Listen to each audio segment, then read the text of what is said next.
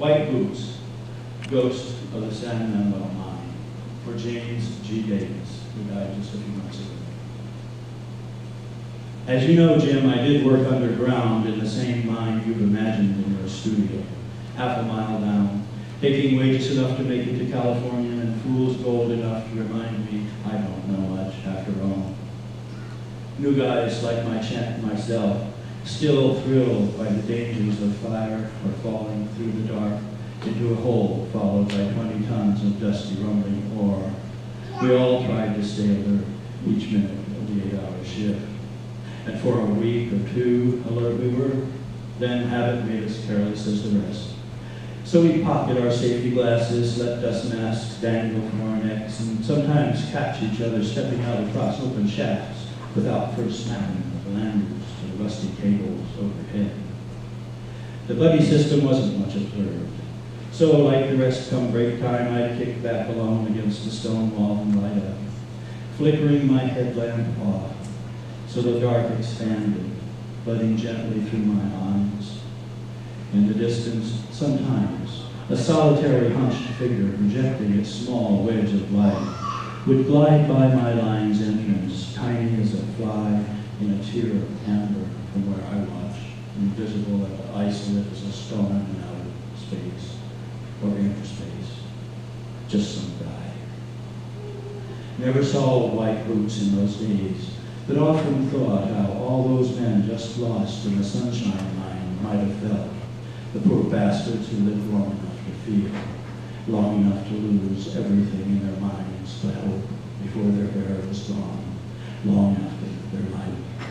You'd have to kill your light to keep from igniting whatever gases might be seeping from walls so dark Israel would be, whether by yourself or in the company of others.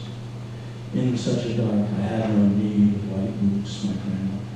But looking at this image, startling, almost comic, you've drawn from the dark of blinding inks in your own heart, familiar with disaster, I'm reminded now of how it is the living keep hold of the things that bind them to those gone. How gypsies, when a loved one's dying, will help the one failing stay just a little longer by turning a wooden chair upside down to hold between them. On one leg a live man, the dying on the other, until ready to give balls free. But the thing is the clasp itself across that final distance, how it allows those last things that need saying to be said. That's how it's always seemed to me with art. I mean, whether it's paint on canvas or ink on a page, it's the chance for whatever knows it must die on us to join what knows it will live forever. And knowledge from such a common death only survives in the light as a shadow, as white boots, imago, as a way, meanwhile, to stay in touch while the sun burns on.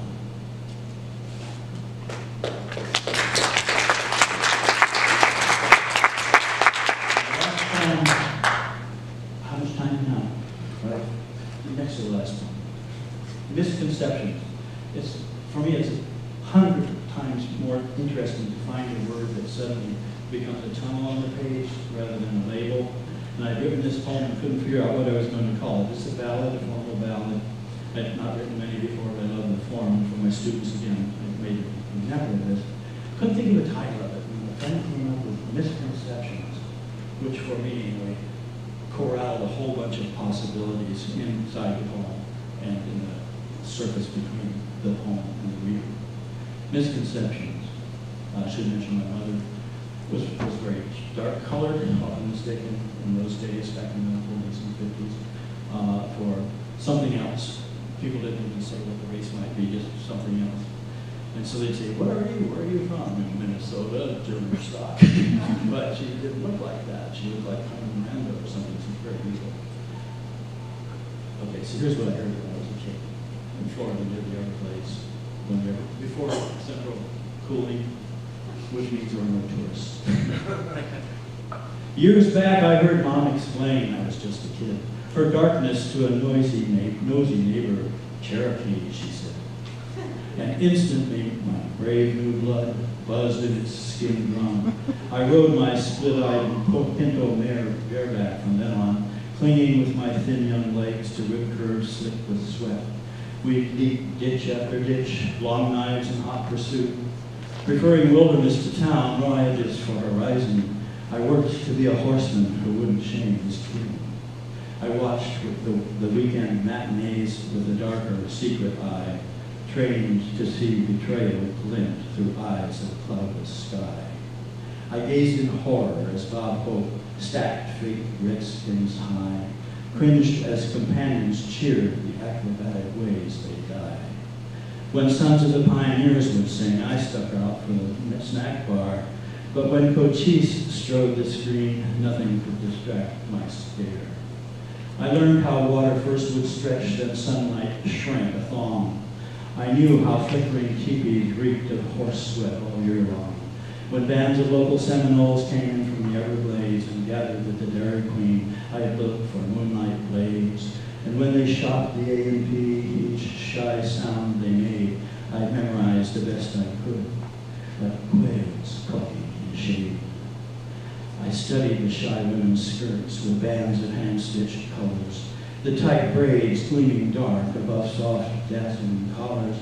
Piss and bear grease makes it shine, I heard one man half whisper, as wide-eyed ladies turned to fan their cheeks and choke the laughter. How simply innocence is taught to mock another's ways. Watching adults in the aisles smirk and roll their eyes. Kids standing near fake war hoops or half-stooped danced in place. One rolled his eyes with fingers spread mockingly behind his head. Under attack, I stood as tall as 9 years, let me stand, proud of such sisters and brothers. Each disfigured hand was proof this one survived his round with gators in the pit. We all knew bus-line tourist groups had paid to see the fight. My heart, diverting from main roads, had gone native for good. By the time I finally learned, I had no Indian blood.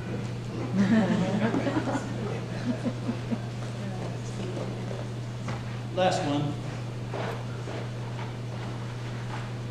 And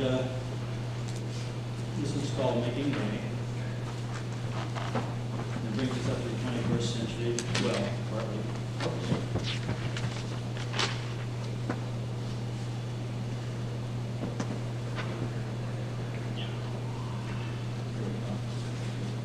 This is short. Making Way. This is in Tucson. I was edgy, pulling out of a parking lot in Tucson rush hour traffic in Frog, my old green Cougar with its sky roof wide, my faithful 90-pound Oscar's head beside mine, when I noticed a teenager noticing us and nudging his buddies in the red pickup, all of them craning around to see the bearded guy and his dog.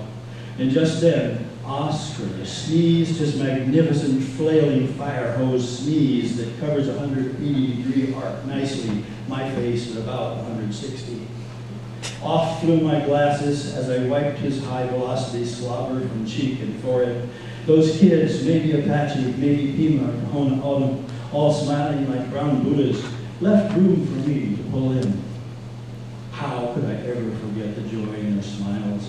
And seeing this Anglo-honky get it from his dog like that, how their broad, gentle smiles widened with amusement, how their dark eyes glowed, and how could I ever begin to feel outraged at unmannered Oscar, whose cousin, after all, is Old Man Coyote, rule breaker without equal, who, even at the peak of rush hour traffic, is alive and well, whose tail is still wagging at the beginning of the 21st century.